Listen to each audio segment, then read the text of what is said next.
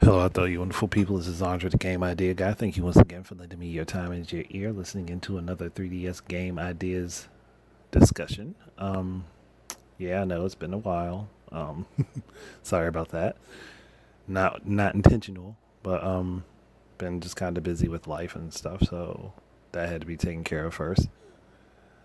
And the first game I'm going to be talking about for 3DS, from a while, for the videos I have planned, is Sonic Jam.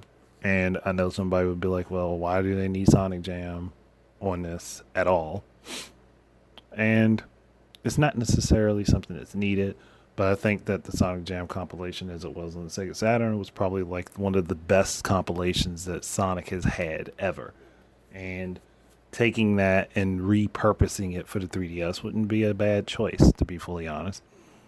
Like you have the original four cartridge-based games, which was Sonic, Sonic 2, Sonic 3, and Sonic and Knuckles. Have Sonic and Knuckles have the lock-on functionality for all the games. But here's the difference. When it comes down to Sonic 1, you can give it two options. You can give it the option of playing the Blue Spheres game, or you can have the option of actually introducing Knuckles into Sonic 1. That's all you have to do is just make Knuckles playable in Sonic 1. It's doable now, and hackers have proven it. And Christian Whitehead, what used to be one of those hackers, he could make this game happen, and he can make it possible. So you could have your Blue Spheres game with the dedicated password system and all that, and it keeps your progress. Or you can play as Knuckles in Sonic 1. That would be the proper trade-off there. And Knuckles in Sonic 1 would give Sonic 1, this version of Sonic 1, the seventh emerald, so that you could have Super Knuckles. Not needed, because he'd be broken anyway in the game, but still, it's nice to have the option. Because the original version of Sonic 1 only had 6 emeralds, or have it set up in the options menu where you can choose either 6 or 7 emeralds.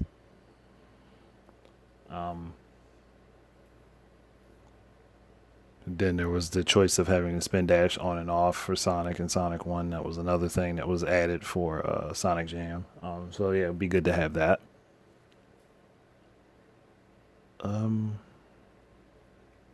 I think for the most part, everything else has just remains the same. You get Sonic World, which was in Sonic Jam. I think it was called Sonic World, if I remember correctly. It's been a long time since I played it, so you'll have to forgive me on my ignorance. But I do believe it was actually called Sonic World or something like that. You could have that where they could fix up the 3D, clean up the models and stuff. Add in a couple more like locations and things, and update all of the trivia and knowledge and stuff that you can gain there for Sonic.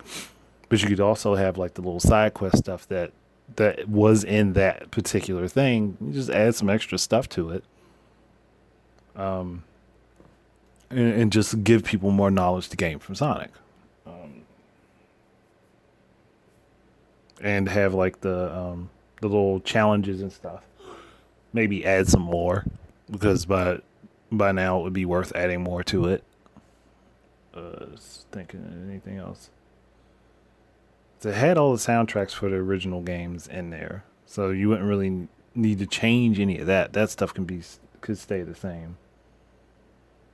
I think maybe giving the option of, well, no, because it's Sonic World, you don't necessarily have to have some other characters playable for this particular option.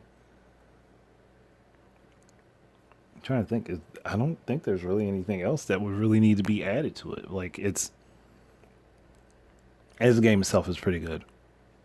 You got your original four games, but like you got to add the change to Sonic 1 and Sonic and Knuckles, like I talked about.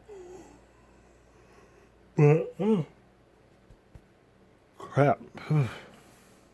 Oh, no, I'd probably change Sonic 2 to the well, if we're basing it on the cartridge-based version, then no, I'd leave it the same. But what I would do is after you beat all of the games, you could unlock the Sonic 2 remastered version, the remastered version of Sonic 2 in the game.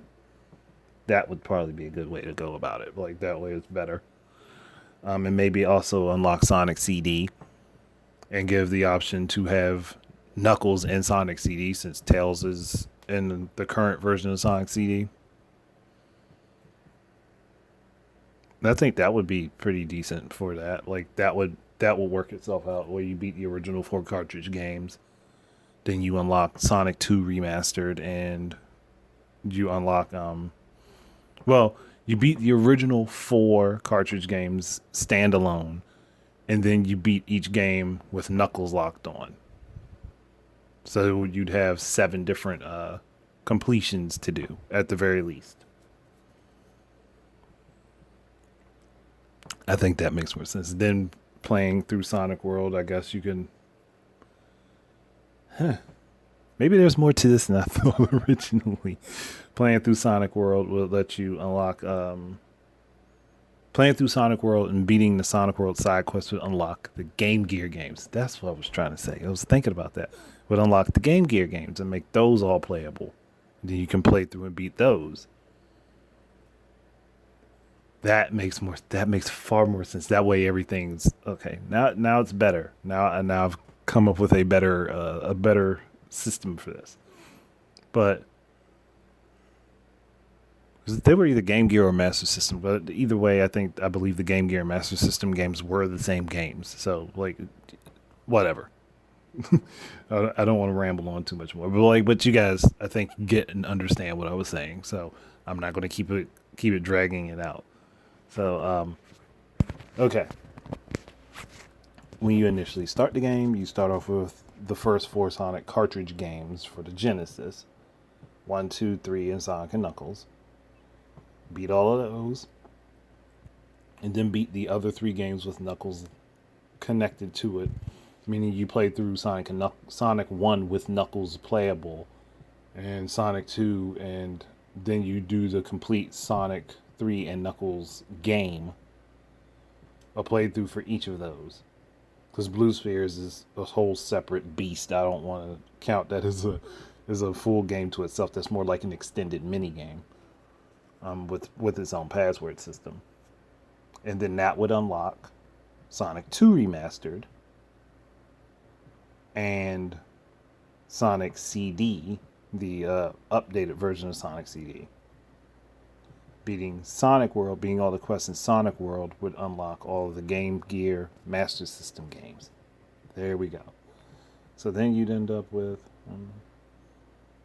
if we're counting the cartridge games separately of them locked onto the other ones, and that's 7 Sonic games on Genesis Sonic games, and then Sonic 2 Remastered and Sonic CD, and then I think it's 3 Game Gear games, so that would be roughly 13 games, and then if you include Sonic World, it's like 14 different games, Sonic games in this one little package. But I mean, again, that's just if they were willing to do it. So I'm going to shut up now because I've rambled on in circles a couple times. So thank you guys very much for listening. Keep your eyes and ears out for more stuff from me. And until the next time, enjoy your games. Peace out.